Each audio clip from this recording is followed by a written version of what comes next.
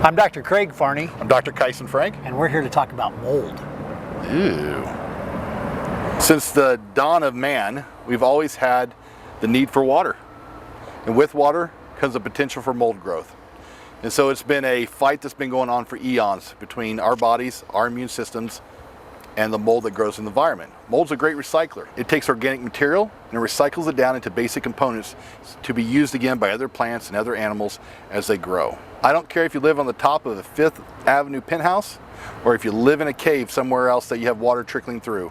Mold is always going to be prevalent and be an issue. And this is something we really have to look for and we really have to find if it's the actual hidden cause of your disease. So the war kind of escalated. Back about 1916, something was invented called sheetrock. And before that, everything was built out of stone, wood, and lath, which wasn't great sources or material for mold to grow on.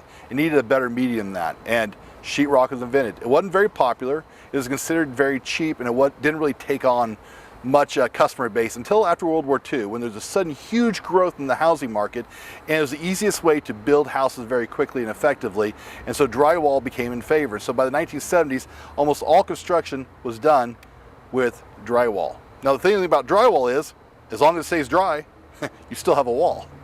If it gets wet, you're in trouble.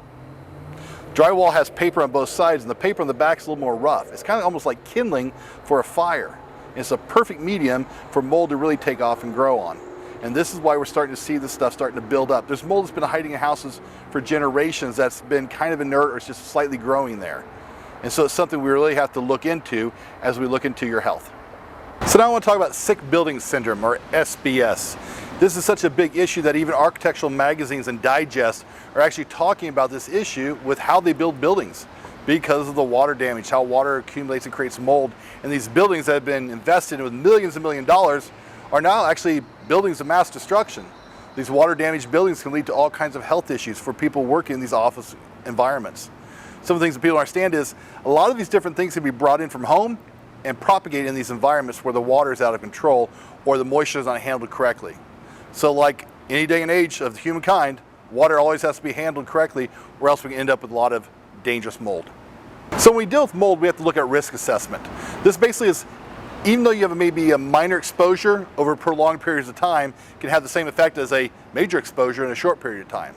So even though you're only getting a small exposure to it, or even though they test the building, it only comes back a minor amount, if you're there 8 hours a day, 5 days a week, year upon year, this can start to have a profound, slow, insidious infection into your body that can lead to a lot of shadow diseases. So mold can infiltrate our workplaces because one of our coworkers or our boss or somebody else can have a mold issue at home, and those spores can actually cling to their clothing and they can bring it to the office environment. Or worse yet, you may be bringing it from home and exposing all of your coworkers. So mold and mold spores, they wait patiently. They can sit there hiding as a spore shape until water comes in contact with them, and then they can proliferate and start an entire attack. So you can have mold that's accumulated these spores in your environment, your workplace, your home for long periods of time, and then they come in contact with water and they start to proliferate, and then now you have a disease process that's starting in your body.